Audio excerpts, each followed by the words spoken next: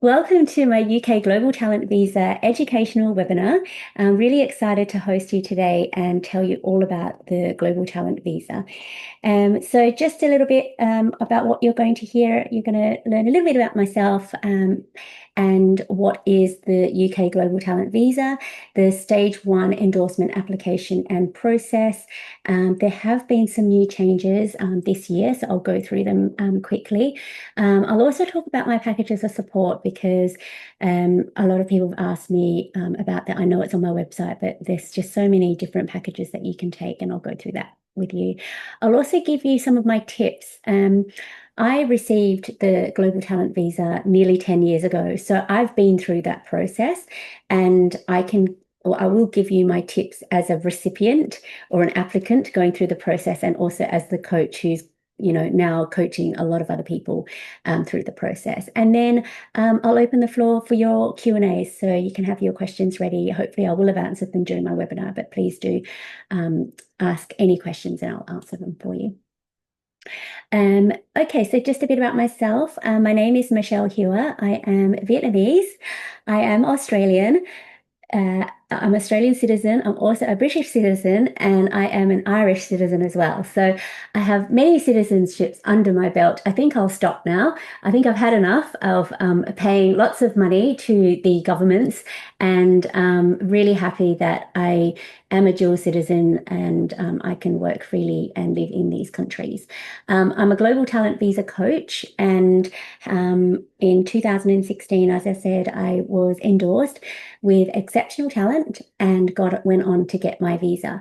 After I got my global talent visa, I became the Tech Nation visa ambassador because back in 2016, there weren't many people applying or knew about the visa.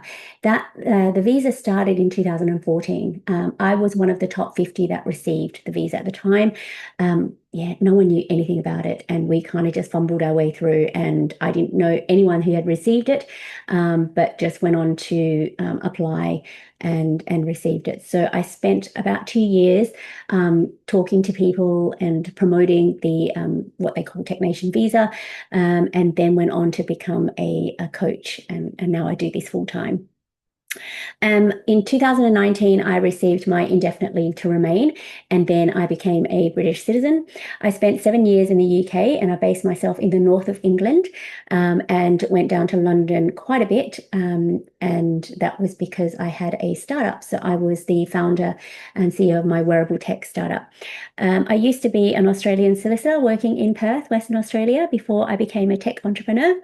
And how I started all this was because there weren't many people who had gone through the process. I decided to write a blog about my journey, and that blog kind of went viral, and that's how I got a lot of inquiries, and how I became an ambassador and how I became a coach. So over the years, I've coached over 1,000 tech entrepreneurs, senior execs, and tech employees. My success rate is 90%, and some of my clients have received a result very quickly. Some have received a result within 3 to 27 hours of submitting, which is amazing. Not everyone receives it, obviously, but it's amazing when they do receive a result quickly, because the assessors can take up to 8 weeks. So obviously, the sooner the better. And I've got a range of clients that I've helped, people from big tech companies like WhatsApp, Sony, LinkedIn, Meta, Google, Zoom, Oracle, Coinbase. But then I help, startup founders and CTOs, CEOs, UX designers. The list goes on and on and on. Even though I help people, who have the same title, everyone's story is different. And that's what I love about helping different people, even if they're working for the same companies. Everyone's story is different and they have a story to tell. And this process is about storytelling through the evidence that you submit. Just a quick disclaimer, I only deal with stage one endorsements. They are not visa applications. If you do get the endorsement, stage two is the visa application. So that is the stages for the Global Talent Visa. I'm not an immigration solicitor, so if there's anyone asking about legal advice, I'll refer you to an immigration solicitor, but I can answer any questions about the stage one endorsement process. So when I applied for my Global Talent Visa, and then even after I received my Global Talent Visa, I continued to be quite active in the tech community, and this is what they're wanting to see, the assessors.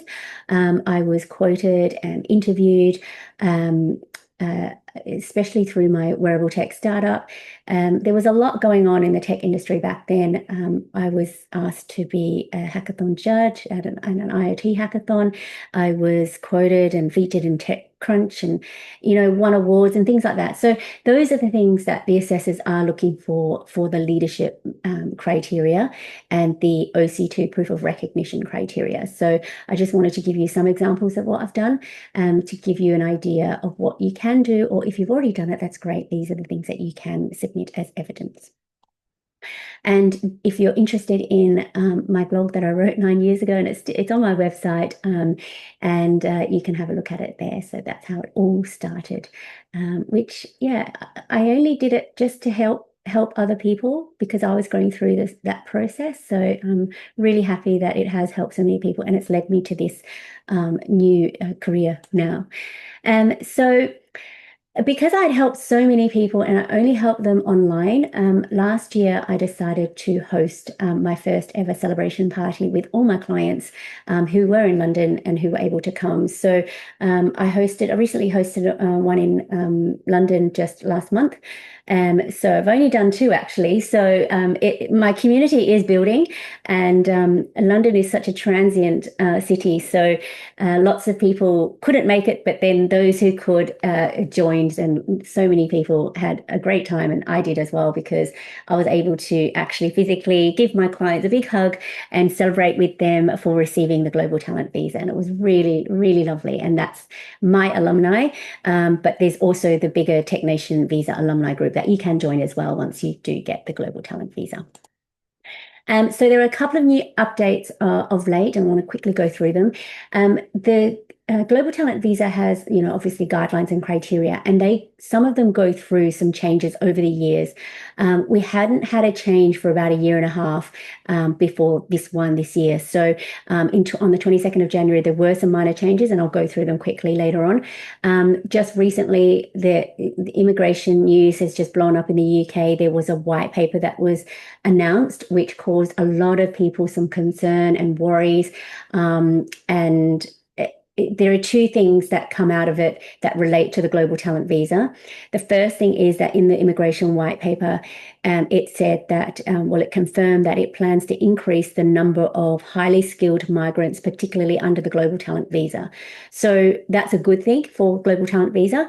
And then the second thing, which is still up in the air, we don't know yet, it increases the standard qualifying period for ILR from 5 years to 10 years, and that could impact the Global Talent Visa. But there will be consultations to allow people to qualify sooner based on the criteria, and they haven't talked about that criteria. That it has to go to consultation. So we don't know whether or not it's going to increase from 5 to 10 years for the Global Talent Visa. We just don't know that. But at the moment, if you do have the Global Talent Visa, you can apply for ILR within 3 or 5 years, depending on the category that you are endorsed under. But we won't worry about that too much. I'll tell you what the current guidelines are, but that's what's coming up in immigration news at the moment. And then more recently, on the 28th of May, Tech Nation announced that it will continue to be the endorsing body. There was some uncertainty again about who the new endorsing body was going to be, only because the contract with Tech Nation was going to expire. But I predicted that Tech Nation would continue to be the endorsing body. They have been the endorsing body since 2014. So it just made sense for them to continue to be the endorsing body. There was a huge tender on it for a year. We've been waiting for the announcement, and it's great that they have announced and confirmed that they will continue to be the endorsing body. So that status quo is maintained. Okay, so going to the Global Talent Visa, it was the Tier 1 Exceptional Talent Visa, and that's what I got, but then it had a rebrand, and now it's called the Global Talent Visa. It's a special visa that was introduced to allow highly skilled entrepreneurs and talent, so founders and employees of people working in the tech industry, the ability to apply for the right to live and work in the UK for up to 5 years. It's a two-stage process where the first stage you need to be endorsed by the endorsing body, which is Technation. And then once you are endorsed by Technation, you can apply for your stage 2 visa. It's more than a job application. You'll see it looks kind of like a job application in that the types of criteria that there is and the types of evidence that you provide. But there are some criteria that it is more than a job application, and I'll go through that. When I was applying, there was a hashtag Technation visa to distinguish this the global talent visa in digital technology, because the global talent visa is an umbrella visa and it has lots of different endorsing bodies for different sectors. So Technation is the endorsing body for the digital tech sector. You've got arts, you've got fashion, you've got architecture, you've got engineering. Those sectors have different endorsing bodies. So I only specialize in the global talent visa in digital technologies, where Technation is the endorsing body. The benefits: you have the freedom and flexibility to live and work in the UK for up to 5 years. You can apply for indefinite leave to remain and British citizenship, and I can vouch for that because I do have my citizenship now. You can also bring your dependents with you. And you can register a UK limited company under the visa. You can also work for a tech company without the need for company sponsorship. And this is why a lot of people want this visa. And if you do have a skilled worker visa, which a lot of my clients do, they are sponsored by their companies. If they can switch to global talent, which they have, and their time in the UK under their skilled worker visa counts towards their indefinite leave to remain when they do apply for it once they switch from global talent. And the great thing about the global talent is it is attached to you and it's cost effective in that the stage 1 is 500 and something pounds, as opposed to thousands. You only pay for the higher fee once you do get endorsed and once you pay for the visa. So when I applied for my visa, global talent visa, or the endorsement, all these things it sounded too good to be true, to be honest. I had an entrepreneur's visa back then. It's now called the innovator's visa, but that didn't allow me any route to settlement on that visa. It was actually expiring, and I only had 3 months to switch to the global talent. Otherwise, I'd have to go back home. And the global talent was so good for me. I had a startup. Once I got my global talent, I was able to work anywhere in the tech sector. I wanted a break from my startup, so I worked for an accelerator. I was the community manager for an accelerator, and then I covered a maternity role at a university in the digital tech section. So I was able to do so many things with the global talent visa, and it didn't come up because I had my own visa. So that's the real benefit for me when I applied for my visa. But the real benefits that I get, that I realized not only when I got my visa, but when my clients got their visas, credibility. The UK government has endorsed you as an exceptionally talented leader in tech or potential leader in tech. That's huge. That's really good confirmation that you're doing the right thing and that you're adding value to the tech sector. You get a bit of confidence as well. The visa stays with you, so you have the confidence to apply for any job you want to. A lot of my clients get promotions. One of my clients got 3 promotions within a year because she felt she had more credibility, because she felt she had more confidence, and she went for those promotions and she got them. You can negotiate, obviously, better pay. You have more opportunities. You can go for these promotions. You don't have to worry about, a company sponsoring you with a visa. You have your own visa. You can do all these things. You also become a role model for those in your own countries. I have so many clients who refer their friends and colleagues and things because they instantly become a role model for people in their network, and they refer them to me because, they're like, I did it and Michelle helped me, and please do go and speak to her. This is something that, I got, you can get it too. And then also some of my clients, really enjoy the level of security that the Global Talent Visa provides. I've had many clients then move on to buying their first home in the UK because they know that they're going to be staying in the UK. So these are the other benefits that you get from getting the Global Talent Visa. Just a few stats.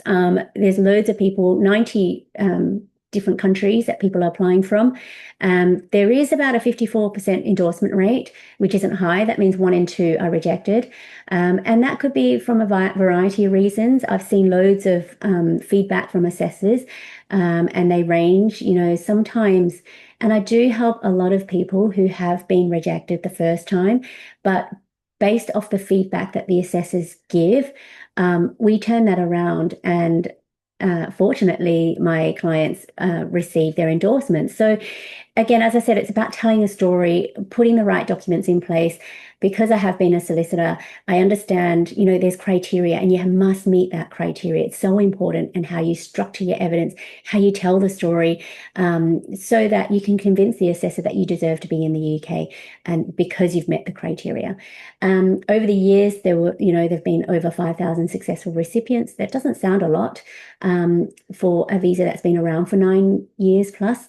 The reason is because for the first few years of this visa coming out, there was a cap in endorsements. There was a 200 cap per year. So when I applied, not only do you have to meet the criteria, you have to fall under the 200 cap per year. And that's not a lot. 200 people that they were endorsing per year for this visa is not a lot at all. But over the last few years, they've got away with the cap. There's unlimited endorsements. So if you do meet the criteria, then you're most likely to be endorsed. Because the tech sector is quite male dominated, there's more obviously men applying than women. I help a lot of women in tech apply for the visa as well. And then once you are endorsed and you get the visa, you can join the Tech Nation Visa Alumni, or if I help you, you can join my alumni as well. So this is a report that was done 5 years ago, but the stats are pretty much the same or similar. Some of the endorsements come from, certain countries, and more endorsements. These are just what the stats are saying, but obviously don't let that stop you from applying. But these are just the stats. China, US, Canada, Australia, Africa have a higher endorsement rate. And it's interesting because I do help a lot of people from the countries that have a lower endorsement rate. And my endorsement rate is quite high. So I feel like it's a matter of how you present your evidence and whether or not you can meet the criteria. And again, a lot of people do submit their application on their own first time around, but then obviously if they don't get it, they seek my help, and I help them turn that around most of the time. Not all of the time. I don't have a 100% success rate, but because the decision lies with the assessor, but my success rate is quite high.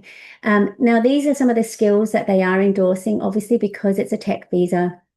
You get people who are software engineers being endorsed, product management, business development. These are just some of the different skills that are being endorsed, and the stats on that. Again, just because you have a different skill and it's point forward of it, it doesn't mean that you shouldn't apply. Just apply as normal. That's just the stats.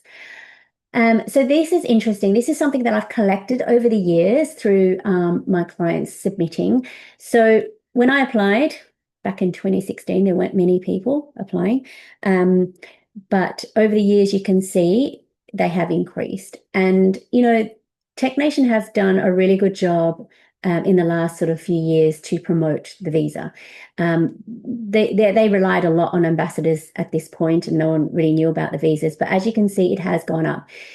What shot up was this one. This was when Tech Nation announced its closure, and then obviously Founders Forum then took over, so acquired them. So this is why there was a huge jump, because people thought that Tech Nation, that the visas were no longer going to be in existence, but it ended up being acquired. So that's why there was a huge jump. Also around COVID time as well, that it really increased. I was very busy around COVID time as well.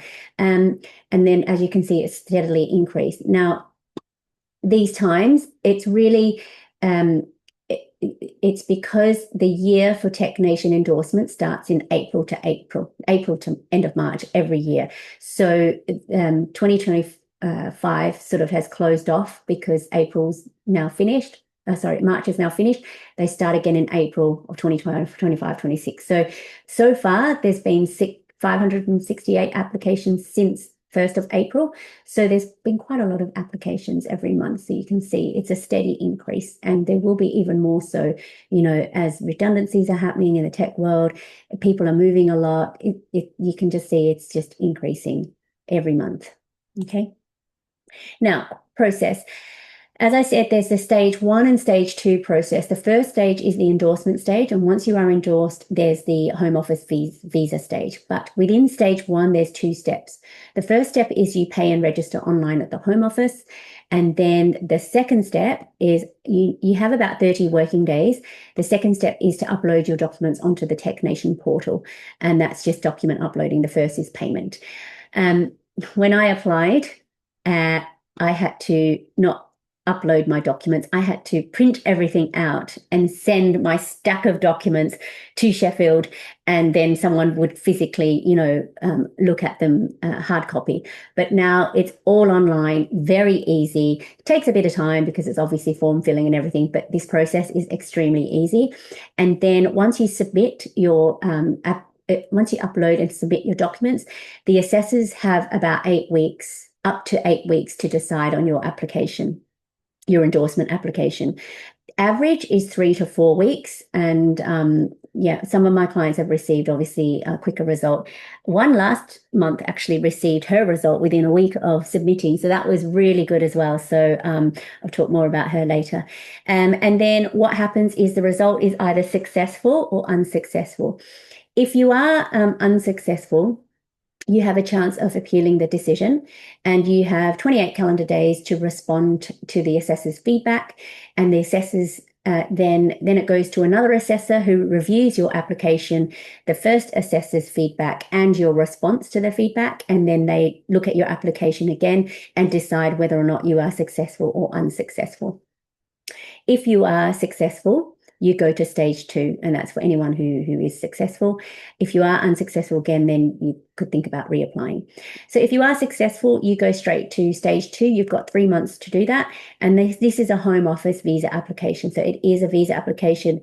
All you need is your endorsement letter, and then you pay the fee. So it's $192. Then you've got your biometrics and your immigration health surcharge. The immigration health surcharge is quite high. It's $1,035 at the moment per year per person. And then your biometrics. I remember the biometrics was quite small, like £19 or something, but you have to check that because this is a stage 2. I don't deal with this. And then you get a decision within 3 to 8 weeks. But I think at this point you can expedite the process, and obviously if you pay more. So that's something that you can check. When I applied, I got this quite quickly. I got it within 2 weeks of applying for stage 2. And I got my endorsement. Back then, they had a fast track route for those who lived in the north of England. So I lived in Manchester at the time, and I think I had a result within 3 weeks, which felt like 3 years.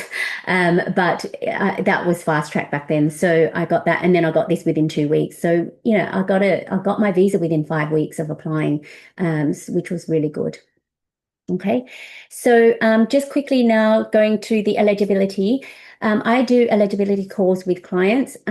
Basically, if you have a technical or business skill, and have a look at these different types. This list is not exhaustive. It's just examples, but obviously if you can't see yours. So for example, I had a client that was a customer success manager, and her actual role is not in here, but we put her under business skills. And she was able to, show that she had some sector specific, she had solution sales, she had, sales experience. So, and she was endorsed. So I can help you through that, but it's basically a box ticking exercise. When you go upload your documents, you have to tick something, but throughout your evidence, if you do have both a technical and business skills, that will come out in your evidence. And I help people with that a lot. A lot of people start with technical, then they go over to business, or they have business and they go to technical. But generally, if you do have that skill, then you would be eligible. Those who aren't eligible are those who work for outsourcers or agents. And also junior investors, they're not eligible. Only obviously senior investors who have experience leading more than 25 million pounds in investment. So also it's interesting, this can sound quite confusing, but really, if you're a technical applicant, you're eligible. But if you are a business applicant, they want you to work for a technical organization to be eligible. Okay. Because it says non-technical, which is business applicants from non-technical organizations are generally not eligible. But I know it might be confusing, but that's why I have eligibility calls. I have free eligibility calls. Just fill out my questionnaire and I can have a chat to you about that. So there are two categories of which you can apply under: the exceptional talent or promise. The difference is in the years of experience. So if you have more than 5 years experience, you're later in your career and you can prove your leadership through your skills and achievements, and you have a senior role, you should be applying under talent.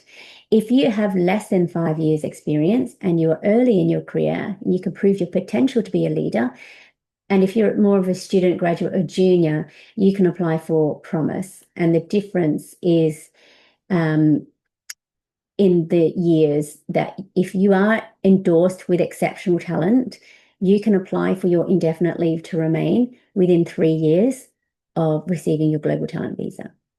If you are endorsed under exceptional promise, within 5 years, you can apply for your indefinite leave to remain. So as you can see, the difference is in 2 years. Now, if you have more than 5 years experience, and this is a question I get asked a lot, if you have more than 5 years experience, a lot of people ask if they have more than 5 years experience, can they choose the exceptional promise category? Probably generally no. If you have more than 5 years experience, they want you to apply for talents because you should be senior, you should be a leader in your field. And particularly if you have a senior title, you should be going under talent. Okay, that's the default rule. Now, the definition is really important of people working for product-led digital technology companies, because in the criteria, it talks about product-led digital technology companies, because that rules out outsourcers and consultants or people working for companies that don't produce their own products, digital tech products. So what is a product-led digital technology company? It's defined as a business that provides proprietary digital technical service, product, platform, hardware as their primary revenue source. So they want you to work for a company that builds products. It's the creation of software, processing, storage of data, or the creation or application of technical computing hardware is often a central aspect of their business model. I also get questions about, someone works for a company that has a consulting arm and a product-led arm. And the way you can determine whether or not it's product-led is what's their primary revenue source. If it's consulting, then it's not considered a product-led. If it's product development, then yes, it would be. But if it's a bit of a gray area, you must always try to prove in your letters, in your evidence, that it is a product-led digital technology company. I've had assessors turn around to clients, to applicants, and say, you're rejected because you don't work for a product-led digital technology company. And the client, the applicant said, well, it is. And in the application documents or evidence that they submitted doesn't talk about confirmation that it is a product-led. They just assumed that the assessor would know that it's product-led. So for me, my advice is don't assume anything. If it's grey or if there's some kind of maybe a contention, spell it out. Make sure in all your evidence that it is a product-led digital technology company. You need to produce 15 documents. It's a lot. People have said it's like a PhD of their career, and it is. The first 5 documents that everyone needs to produce is a CV, 3 pages, a personal statement, 1,000 words, and 3 letters of recommendations by experts in the field. 3 pages, a 3-page letter by these experts. Then the 10 documents would consist of mandatory and optional criteria, which you select. So there's 5 criteria, of which 1 is mandatory and the 4 is optional. And you pick 3 out of 5. Okay, I'll go through that in a sec. So you apply for talent or promise. Okay. Then there's a mandatory criteria. The mandatory criteria is a leadership criteria. You have to select that. When I applied, there were two different criteria under mandatory, but now it's only one. You have to show leadership. Okay. Then you've got 4 optional criteria, of which you choose 2. Okay. Now, these criteria need to make up 10 documents. There's 3 criteria. So on the balance, you would probably want to put at least 3 documents per criteria that you choose. So make 3 definitely in mandatory. Say, for example, you choose OC1 and OC3. You need 3 documents there and 3 documents there. So 3, 3, and 3 is 9, but you have 10. So your 10th document, just pick the criteria that you're strongest in. Okay, so you might have more innovation. So put 4 against here. So it's 3, 4, and 3, which is 10. Or what I like to do and what I advise my clients to do is have 4 mandatory, because that's mandatory, and then 3 and 3. So that makes up 10. I have some clients that say, well, can I do 2, 4 and 4?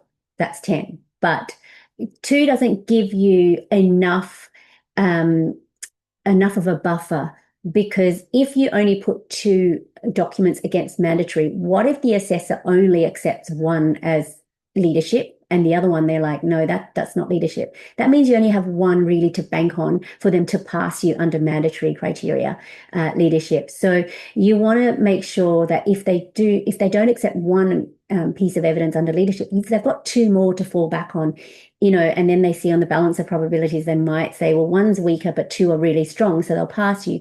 You have to pass on all 3 criteria to get the endorsement overall. Okay. So it's more of a strategy. This is something that I help lots of clients with, and see, sometimes they have weaker pieces of evidence, but they have really strong evidence, and we determine that with my strategy sessions. So let's have a look at each of the criteria. Okay, so basically summarize, you've got 5 criteria and you have to choose 3. This is a given, you have to choose that. So you have to choose 2 out of these 4. Okay. So what's the leadership criteria? And this is the one where I spend a lot of time with my clients because, and I'll get to why in a sec. Let's talk about what is the mandatory leadership criteria. You have to show that you have been recognized as a leading or potential talent in the digital technology sector. And when I say leading and potential talent, that's exceptional talent, that you're a leader. Potential talent is exceptional promise. They're the 2 categories. A leader of exceptional talent or promise must show extraordinary ability by sustained or emerging national or international recognition in your field. The individual will be able to demonstrate a level of expertise or emerging expertise, which places them at the forefront of their respective field in the digital technology sector. Sounds quite intimidating because they use words such as extraordinary ability, sustained. Sustained means a consistent period, over a consistent period of time, national or international recognition. Okay, and you have to be at the forefront of your respective field. So they have in the criteria listed examples of leadership. And in doing this and working with lots of clients, and in doing this myself, there's 10 examples, but I've really split them out and thought, okay, well, what's the difference between all these 10? It's really splitting it out to internal versus external leadership. Internal leadership is your leadership within your own company. External leadership is outside of your own company, and it's your thought leadership in the field to the industry. A lot of people have internal leadership because they go to work, they get paid to do what they do, they're great at what they do in their jobs. But then when you ask them about, okay, what do you do outside of work? If you Google yourself, what will you find? Are you really a leader in your field? Do you have national or international recognition? Are you at the forefront of your field? Do you have sustained national, international recognition? This is where a lot of people fall down on, because they're focused a lot on internal leadership, which is what their companies pay them to do. So internal leadership under the examples are either organizational or product leadership, marketing, biz dev, and also maybe high salary. Okay. Those are examples of internal leadership. But then when you look at the examples in the criteria, and this is all in the technician guidelines. The rest is about external leadership, looking at your open source projects, looking at any industry awards that you've won, speaking engagements. Have you published in any major trade publications? Are you a panel speaker? Are you a judge? Do you lead large technology-led industry initiatives? That's external leadership. And that's what they're looking for. That's what the assessors are looking for, internal and external leadership. And these are some examples: letters of support, news clippings, awards, promotion material of you speaking at these events, any lines of codes and open source, any articles, any media and press. I have clients that have written loads of books. They're featured in, certain media publications, being interviewed. So those are the things that they're actually looking for. And it doesn't really specify it as much, but having done this myself and helped a lot of clients and read a lot of assessors' feedback, this is what they're looking for. So this brings me on to talking about your personal brand, because I don't think enough emphasis is on people developing their personal brand, particularly in the tech sector, because you're so busy doing the job that you're paid to do.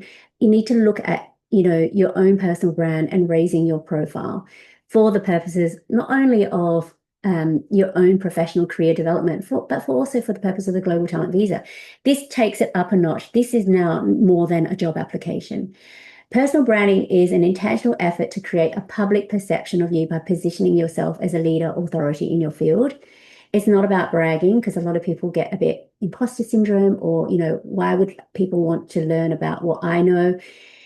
You're highlighting your strengths, you're establishing your reputation, you're building trust and communicating your unique attributes that you bring to your current or desired industry.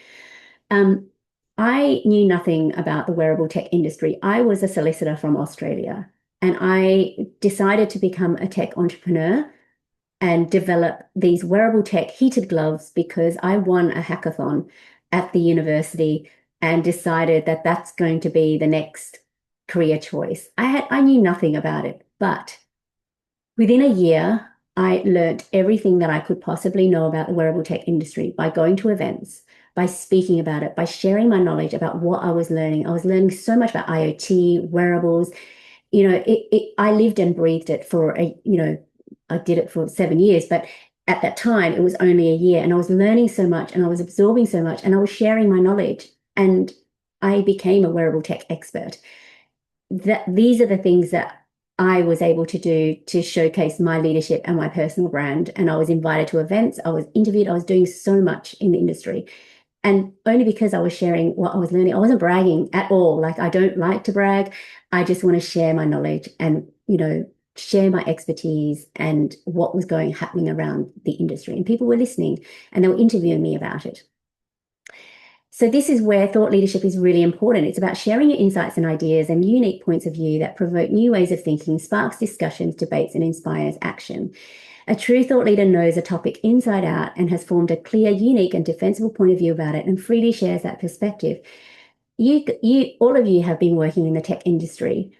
As I said, everyone has a different story, and there's no harm in sharing that and sharing what you've learned and having that confidence to do that. That's what thought leadership is about. So this is why I created my Leadership in Tech course, because I've done it myself. No one taught me how to do it. I just did it. And just so happened that I used what I did for my application for the Global Talent Visa. It took me really 3 years to really land myself in the wearable tech industry, even though I was working on it, as soon as I started. In a year, in 2 years, in 3 years, I was able to do it.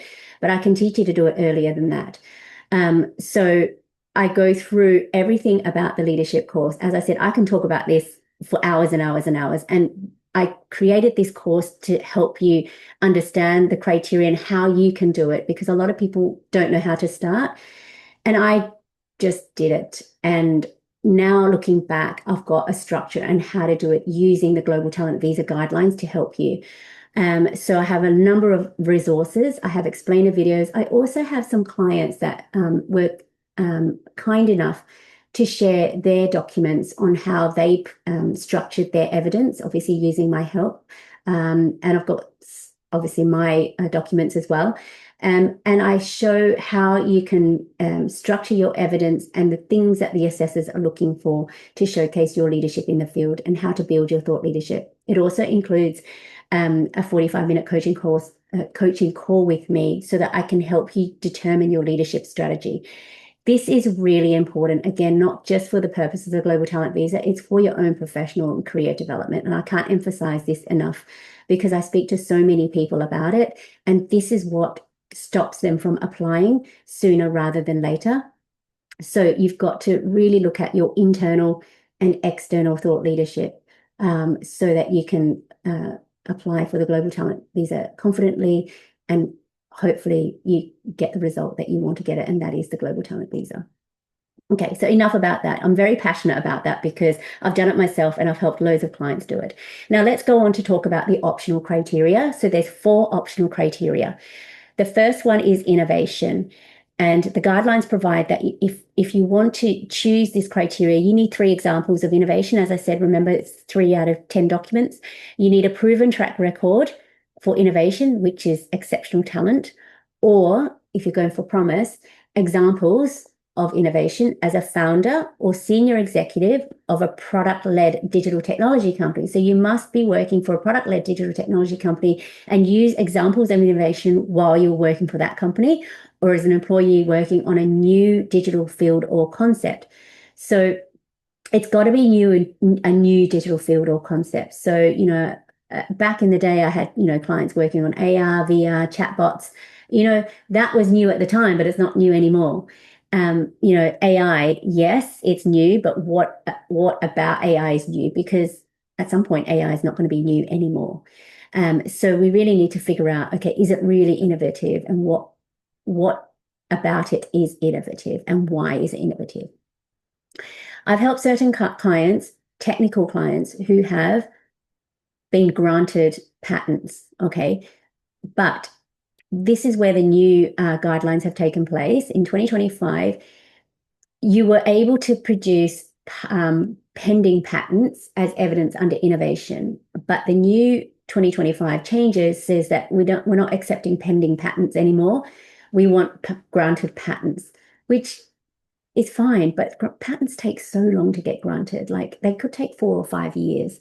So I don't think it's very fair that they've made this change, but that's what the changes are now. So that is the new change. It needs to be granted patents. If you don't have granted patents, which a lot of people don't, you could provide other things like accounts and audits, your designs, your stockers, your concepts, your prototypes, and strategy if you're a business applicant. To be honest, though, the innovation criteria is highly, highly subjective, and it's up to the assessor to decide whether or not it's innovative. So I try not to, unless you have a patent, a granted one, I try not to choose this criteria. This is the most high risk criteria I can see, but you can still choose it, but I find it's high risk. The second criteria is proof of recognition for work beyond your occupation that contributes to the advancement of the field. So it's like volunteer work, okay, or community work. Any volunteer work needs to be unpaid, and that needs to be specified. You can have mentoring support, provided it's over 12 months, but it's got to be physical now. The new guidelines are saying it's got to be physical, can't be online anymore. Any STEM ambassador programs. I was a STEM ambassador for 2 years, and I helped kids and do all sorts of things in the STEM industry.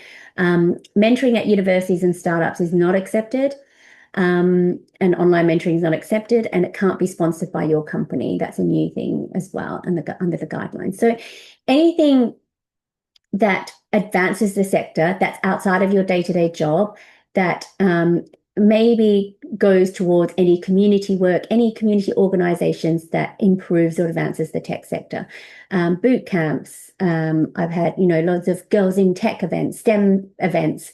I founded a group, an organization called Women of Wearables. And that was something outside of my startup. And it was a huge community. We had, in 18 months, we grew it. Myself and my co-founder grew it from 0 to 8,000 followers. We ran events in London. We did loads of these things to help advance the wearable tech industry. So it's those types of examples that they're looking for. And they're looking for 3 here. Don't forget, remember, it's 10 documents. And if you choose the criteria, you need 3 examples of it. So this is another criteria that you can choose. The third criteria that you can choose is if you can show that you made significant technical, commercial, or entrepreneurial contributions or impact to the field as a founder, senior exec, or employee, again, of a product-led digital technology company. So this is about metrics, growth. People, when I ask clients about their impact, they always say we did this and we did that, and obviously it's teamwork, but the assessors aren't assessing your team. The assessors are assessing you as a person, as an individual, and your contributions. So you need to say I. Every time I help a client, I always cross out we and put I. And your impact, what did it look like before and what did it look like after you worked on this particular project? Talk about your impact and scalability, any company awards that were won as a result of you working on the product, and impact to the company, customers, partners, and industry. If there's any publicly available information that connects you to the work for your company and names you, that is good evidence. Okay. I've had loads of clients who were involved in, certain reports that their company has published, and they were a significant contributor to that report. That is example of impact. So again, 3 examples of impact needs to be submitted in order to meet this criteria. And the 4th criteria, and not a lot of people choose this, but I've been getting a number of researchers now I'm helping. I chose this criteria myself. And this is to show that you've demonstrated exceptional ability, that's talent, or examples in the field, that's promise, by academic contributions through research published or endorsed by an expert. So any published journal articles, any R&D grants, innovation vouchers, any academic research. You also need letters of support from professors. So so some of my clients obviously have written articles that were published in journals. They also want you to be, first author or sole author of these articles. I was able to provide some evidence because I was working with a professor at University of Exeter, and they were doing some wearable tech research. And because I was developing my wearable tech gloves and helping them in their research, and obviously they were helping me develop my gloves, it was an industry academic collaboration. So I was able to use them as their letter as evidence and provide some articles and things like that they had produced using my gloves as an example. So, it's whatever you have that impacts, the academic field. Again, not a lot of people choose this because they work in commercial, but if you have any kind of academic contributions here. Now, people have asked me, can they put in their master's or PhD thesis? No, because if you've done your master's or PhD thesis, it's for the purposes of getting that degree. But if you go one step further and publish that master's or thesis into a journal, then that's not for the purposes of getting your master's or PhD. So that's something different and extra. So that would be considered yes. If it is published, yes. If it's just for master's, PhD, no. Okay, so quickly, just about some of these new changes. These are general changes. I do have a YouTube channel and a YouTube video about the other changes, but really just a summary. Some of the changes include, like the previous guidelines talked about, they would want letters of recommendations by senior members of organizations, but now they want your 3 letters of recommendations by established experts. And these letters must provide different examples to show your achievement, skills, and experience and contribution to the digital tech sector. So the difference is, someone senior in their organization is not necessarily an established expert. And you need 3 letters of recommendation. AI, obviously, there's ChatGPT, and a lot of people are using it. I can see when people are using ChatGPT. ChatGPT has a way of using certain words, and just be careful of using ChatGPT because it actually says, and I've seen assessors respond with feedback saying, we suspect that there's been some unacceptable use of AI in this application, and they've been rejected. So yeah, you don't want to risk that. This is a good change. Translations. I have loads of clients from different countries, and translations are a nightmare because before translations were included in that 3-page limit per document. but now it's extra, so it doesn't count towards the 3-page limit. So it's relaxed in that regard. Exceptional promise candidates. Some people have unpaid internships, and that's not included in your years of experience. Remember, we were talking about if you've got less than 5 years experience, you go for promise. If you've got more than 5 years, you go for talent. Well, if you've had any unpaid internships, that's not included in that 5 years. So that's a good thing. Links, a lot of people put links in their application. I only use links to source the evidence. So screenshot it and then provide the link, because that's where you got the screenshot.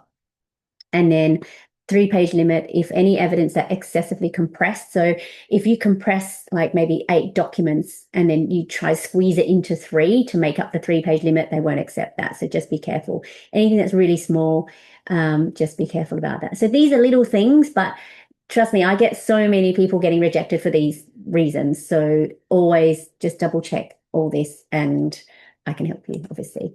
So again, this is where my YouTube video lives about the changes, so you can watch that. I've got loads of videos on my YouTube channel as well, so just go to my YouTube channel there.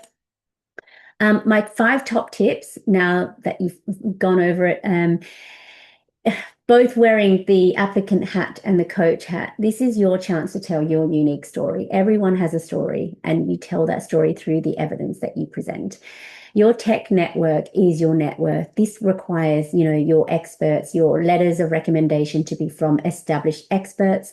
So try to, maintain those contacts, especially throughout this process. It's also about self-promotion. I talked about, branding and your thought leadership. If you can't tell the assessor how good you are and what value you add to the tech industry by the work that you do, they're not going to assume anything. You're going to have to tell them that, this is your impact. This is why you need to be in the UK. Being eligible is one thing. Meeting the criteria requires a strategy in putting together all 15 documents. When I help clients, I look at the overarching. So I have a helicopter view of what the documents are and what story we're trying to tell. And each document tells that story. And documents also cross-link and cross-reference each other, because, some documents relate. So you want to push the assessor to remember, do you remember in my CV, I wrote this, and then now it's in my mandatory criteria evidence as well. So you want to make sure that the assessors are following everything that you've said and what you've put in your application. Also, contact me sooner rather than later if you need support to review your application or have a strategy session. I got an inquiry the other day and said, I'm going to submit in 2 weeks. Can you help me? That puts me under a lot of pressure. I've got loads of clients. Please, if you need help, please talk to me sooner rather than later. And it does take more than 2 weeks to put forward an application. And if you've done it, for X amount of months, you need to give me time and yourself time to really do this right. And you want to do it right the first time. I've had loads of clients that rush things. A number of times clients have rushed and they submit and they email me straight away saying, I think I rushed this. If I get an unsuccessful result, can you help me? Yes, I can, but you didn't need to rush the first time. But look, that's where you are. But please do contact me sooner rather than later. Also check the change log for updates, because as I said, the guidelines, they just change the guidelines. I don't tell anyone. So my job is to check the change log before anyone submits, but also it's a good habit to get into. Just keep checking the change log. Don't assume the assessor knows anything. You need to tell the assessor everything. They don't click on links, and they assess you and your experts as well. So these are my top tips. I also help, people, if they're eligible, how do they present their documents? What's relevant information? Who are their experts? How do they show their innovations? How do they show impact? How do they show they're an exceptional leader? Where do they start? And they've received an unsuccessful result. Do they appeal or not? So I help with all this. My website is here. I have free eligibility calls, discovery calls. So click on that and answer all my questions as detailed as possible, because that gives me an idea of who you are. Your LinkedIn profile doesn't tell me everything. So I need you to really go and answer all my questions, particularly the leadership questions, because that's what will determine whether or not you're ready to apply now, or if you need to wait and potentially take my leadership course or work on building your leadership skills. These are my different packages of support. These are my online material. It's my leadership in tech course, and I've got my DIY membership area, which is full of templates, which I gathered and created just for you so that you can, if you want to, do it yourself. All my templates are there. But then if you need a more bespoke package, my strategy session includes these online resources. The strategy session is really the plan. The plan of attack is what I like to call it. It really gives you that helicopter view of what your application is going to look like. What story are you going to tell? What documents are you going to put against each criteria? What criteria are you going to select? Who your experts are going to be? What are they going to say about you? And, your overall story in each document obviously tells what story. After you take that strategy session, you can upgrade to my review or my bespoke coaching package. My review package is basically review of your application before you submit, and everything is on my website, exactly what I give you. But essentially, this is part support. You do the heavy lifting, and I come in and review and make comments about your application before you submit. Now, this is my most premium coaching package. It includes the strategy session. It's basically hand-holding you throughout the process, and this is my most popular package. I work with clients from end to end, stage 1 endorsement only. So we'd have, strategy session. I do reviews, I do edits, I help you draft your documents, I help you structure. It's basically end-to-end support for stage 1. We have meetings every week for, 8 to 12 weeks, because that's how long it takes. And we go through the whole process together. And then once you submit, we wait patiently. Hopefully in a week you'll get a result. But that is my most popular package. And I also do help appeals from $7.99 to review your application submitted and the assessor's feedback and determine whether or not you should appeal or resubmit. Okay. Now, finally, I do have another webinar scheduled for the 3rd of July with an American client who received her endorsement within a week. So she submitted at the end of May, and within a week received her response, and it was a yes. So she's gone for talent, and I think she's in the middle of applying for her global talent visa now. She was on a skilled worker visa, and she can switch to global talent and get indefinite leave to remain pretty quickly. So that is on the 3rd of July. I will be sending a link to that shortly once I build the promo material for it. Now, I do have loads of other inspirational webinars in the meantime. It's on my website under videos, and these are from my YouTube channel, but it's on my website, so you can click on them. And these are all my successful clients who have agreed to share their story, because not everyone agrees to share their story publicly for whatever reason, and I have to obviously respect that. But I'm so grateful for my clients who do share their story, because the storytelling is so important. I didn't get that when I applied for mine, and it is important to learn from other people who have applied and received it, and understand what are their tips, what's their story. Varun, he applied himself, and unfortunately he didn't get it, so we applied and then he got it the second time around. So lots of my clients have had that happen. So it's really good to see that they have received it and now gone on to bigger and better things. Final bonus tip: start working on your external thought leadership now. You need to build your evidence to improve your confidence, your job prospects, but for your global talent visa stage 1 endorsement application as well. You'll never regret working on your leadership.